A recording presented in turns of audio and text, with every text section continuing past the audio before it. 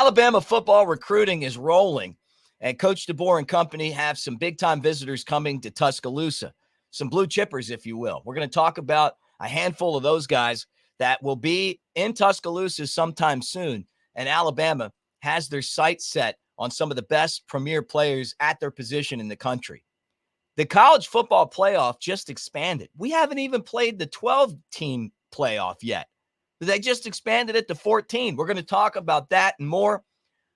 Welcome to the Bama Tailgate YouTube channel. Like and subscribe. Give us a thumbs up. That's a great way of saying Roll Tide. You guys can tell I'm sick, but I'm still here for you. So be here for us and hit the bell so you know when we're live. And let's get this thing started. Roll Tide, everybody. Here's your invitation to the Bama Tailgate YouTube channel right here.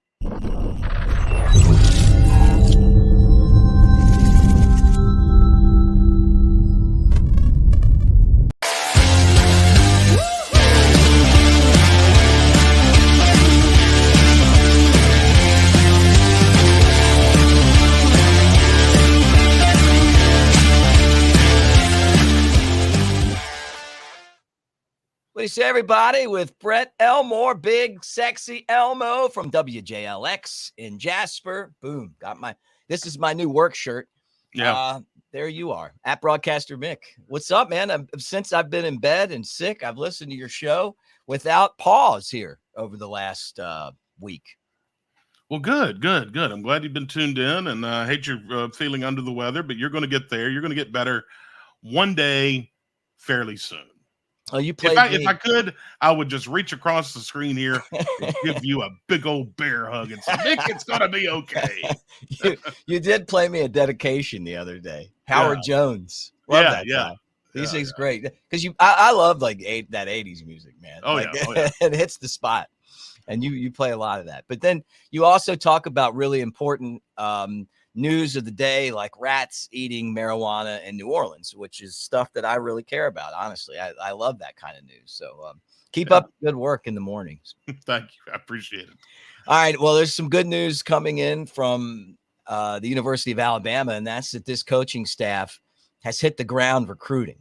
I mean, you know, and I know why Auburn fans are getting pretty upset right now with what they're not getting down on the plains, because Alabama's become the biggest party in the South.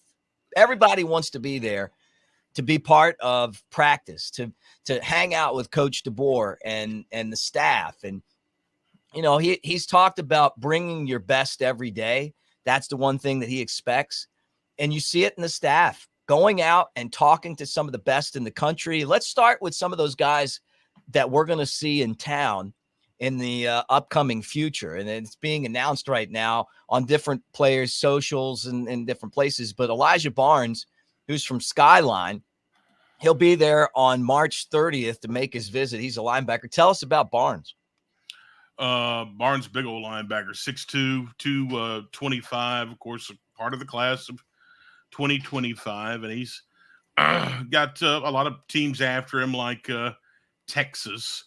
If you were to judge this, Mick, I'm going to go ahead and put it differently in this episode.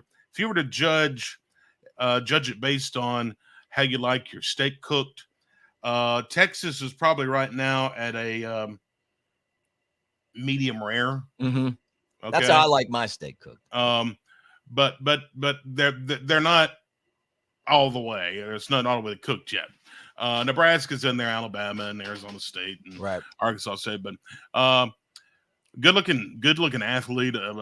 He runs track. He's really fast. In 2022, he was the Texas District 11 6A Defensive Newcomer of the Year. Wow! And I think in Texas, I think they either go up to 6 or 7A. And that was as a sophomore. Yeah. And he also got a few snaps at running back.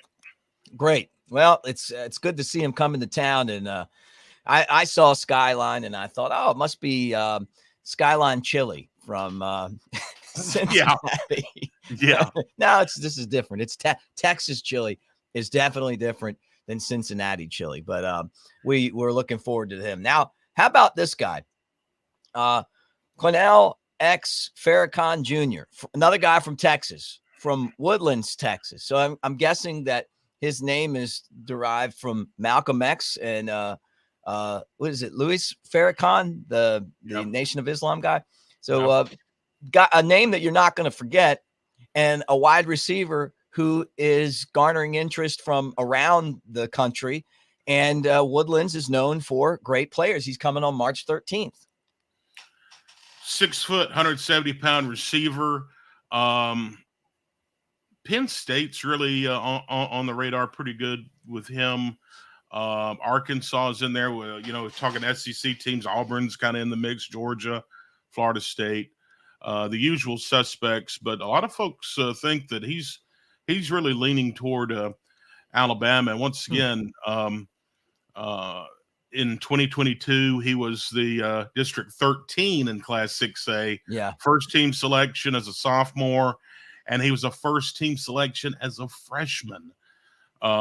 So this guy's for real, and a lot of folks are really pointing out that they think he's going to commit to Alabama.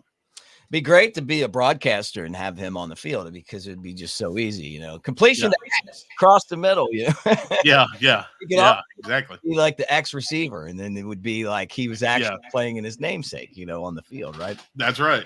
Now it's a good, definitely another guy that comes in from the Lone Star State with a lot of interest in Alabama. Nick Saban did really well in that state. And it looks like Kalen DeBoer and his guys are staying there and trying to bring in some talent. Yeah, it's amazing. Well, I mean, really, the headway that they're making. And you're right. The Auburn fans are getting a little uneasy right now because all the success right now is coming in Tuscaloosa. Yeah. So they have a reason to be worried, I think. Yeah, no doubt. Well, here's another guy that's coming to Tuscaloosa. This one's on March 23rd. A visit. Ty Jackson, Seminole Ridge, Florida. He's a linebacker. Yeah, 6 foot, 200 pounds. Once again, he's a really good looking player. Florida State, Penn State, really, and Tennessee. They've been after him, Georgia, but good chance for Alabama to step in. And as a matter of fact, he just, I want to say that he took he got offered by Baylor earlier in the month. So, and Michigan's already offered this guy too. So he's got some standing offers on the table. He's taken some visits to Penn State and Florida State. He was a part of that all-combine team that they do for 24/7 Sports, I think, and then just in 2023, that season for him as a junior, he played both ways on the football field. Wow, 135 tackles, 2 interceptions, fumble recovery, and also. He played a little bit of receiver. He played some receiver. 15 catches for 257 yards, and he accounted for 5 touchdowns. So, he was a playmaker when he got the ball. Yeah, when he got the ball, he's a playmaker. And even as a freshman back in 2021, he had over 100 tackles and a couple of sacks and interceptions. So, this guy's been on the radar for a while, and be interested to see who lands him. Yeah. Well, Alabama in the mix. He'll be there on March 23rd. One of the things that this coaching staff has had to do is they've had to go out and reoffer some of the guys that were offered by the Saban administration. Right now, it's the DeBoer administration, and a lot of those players are getting reoffered. Right, and one of those guys is Jackson Cantwell from Nixa. He's the number 1 offensive tackle in some of the recruiting services in his class in Alabama with their new offensive line coach, who's really impressed everybody, by the way. Yeah. Chris Kapilovic. Yeah. Kapilovic. Yeah, that's what I'm saying. Got my my Lawson stuck in my tongue. Kapilovic. But anyway, those sickly problems. Coach Pill, right? Yeah. Everybody's really likes the guy, and he's hey, come on. Yeah, we have to remember too that this guy is a class of 2026.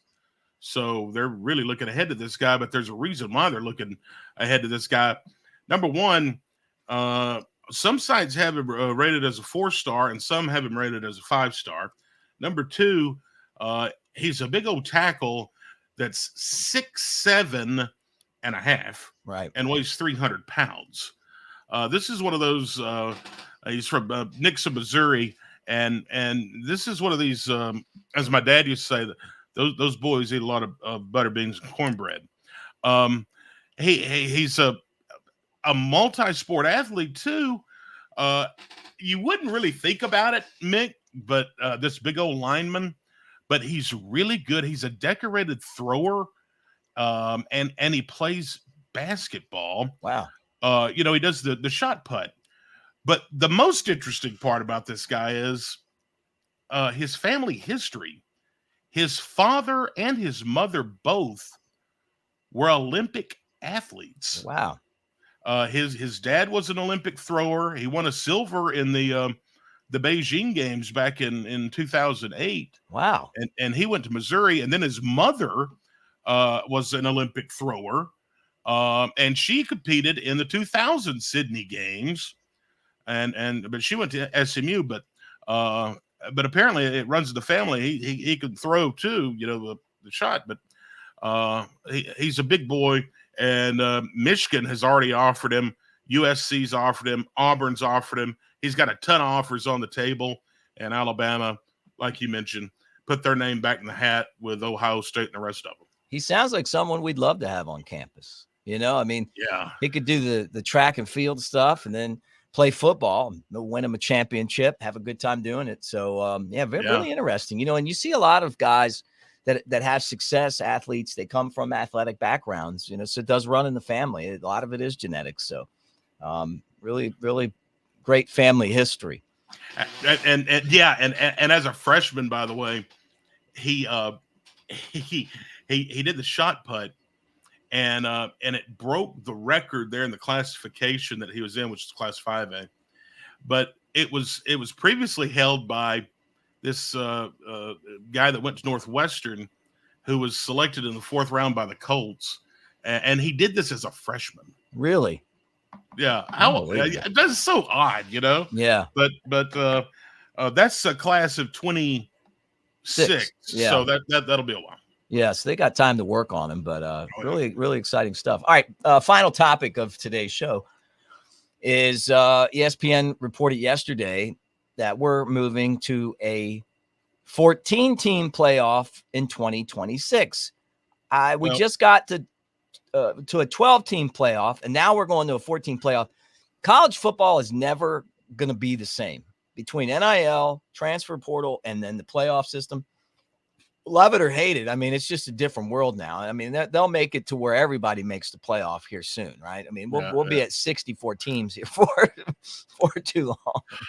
Yeah. I mean, it's not official yet. They're expected to sign off on that later today. That ESPN was reporting around midday today. So, but it's pretty much it's signed. It's a done deal. It's a done deal. But we don't really know what it's going to look like, Mick. I don't know. There's some concepts that they were looking at. Automatic. Like if you win your power conference, you get to go, and then they were also talking about an automatic bye for the Big Ten and the SEC, and then some other schools like the Big 12, and then like the ACC. They're like, oh, wait a minute, whoa, time out. Wait a minute, no. What about us?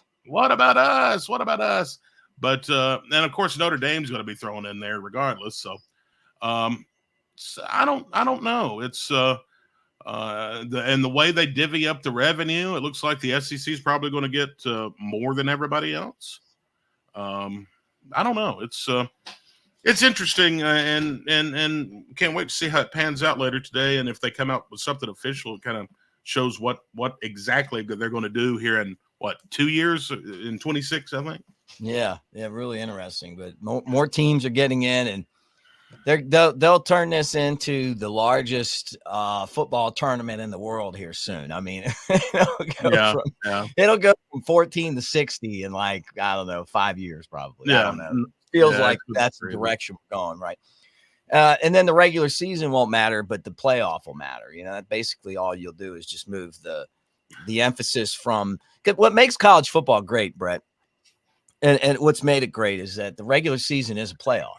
You Yeah. lose in the regular season, and it's really tough to get back into the picture again. And you lose twice, and most years you're out. Well, that's all going to be different now. But at the same time, I mean, maybe, you're de-emphasizing the regular season matchups and all that, but, the tournament will be something that we'll all look forward to. Yeah, we'll all look forward to it, and a lot of people are screaming about, and they make a valid point. Humans, um, you have the human concept versus the computer model that the BCS used, Mm-hmm. and humans they tend to use bias. Yeah. So will they keep the committee? Will they go to more of a computer type system? I don't know. It's an ever changing world, Mick. We're just a part of the ride. Yeah, we're just part of the ride. Well, Brett, tell everyone about WJLX and what you got going on. I promoted you at the beginning of the show, but I love listening to you. You guys do a great job, and if anybody gets up in the morning, maybe you should start talking a little sports on there. You can Oh maybe you yeah, can. yeah. What if you did a segment every morning, the Bama Yeah, tailgate segment? We could yeah. have like We need to do the the Mick segment has to come back no, once you it's do it. better. You do it. I'll just come on. I'm going to come on as different characters. Yeah. But yeah, join me in the mornings, 6 to 10 Central Time. On WJLX1015FM.com. Also, all the apps, the iHeartRadio, the TuneIn. You can get the custom WJLX app for your iPhone or Android. Just go to the store and type in WJLX, and boom, there it is. Plenty of ways to find us, and have fun every morning, and I always look forward to it. And I've been getting some feedback of some of our viewers on the channel listening in the mornings, and I appreciate that. Yeah, the news of the weird, you get that every day. The Oh jukebox yeah, from hell, and yeah, from 8 to 8:30, you get your soul saved by some great church service. yep, So I mean, you get it all there on Brett's morning show that's in right. Jasper, Alabama. So check it out. Seriously, he does a great job. All right, the other thing is that the show's brought to you by newlifeart.com, promo code Bama Tailgate. And right now is the time that you can add to your collection like Brett has, and he will be getting this soon. And when he does, it's going to change his life, or at least his Yeah, life when it comes to looking on the wall, yeah, because it's one of the greatest works of art that Daniel Moore has ever done. I mean, really, I hate to say that, and I'm not trying to put down any of the other ones. They're all great, but this one just has the magic, man. You can feel this game through his print. He could not have yeah, done a better job with this one, right? And it's Jalen Milroe throwing the game-winning touchdown to stun Auburn. Brett, it was 4th and 31 at the end of the game, and yeah, everybody thought Alabama had lost. yeah. And then Milroe, he hooked up with his receiver in the back of the end zone and shocked the world. Bama Tailgate, 15% off when you use that promo code at newlifeart.com. And I love it. I love everything about this picture. Yeah, me too. All right, roll tide, everybody. Thanks for hanging out with us. And we will talk to you guys again tomorrow, unless something breaks. Maybe we'll be back on sooner. But make sure you like and subscribe. Give us a thumbs up, hit the bell, and roll tide.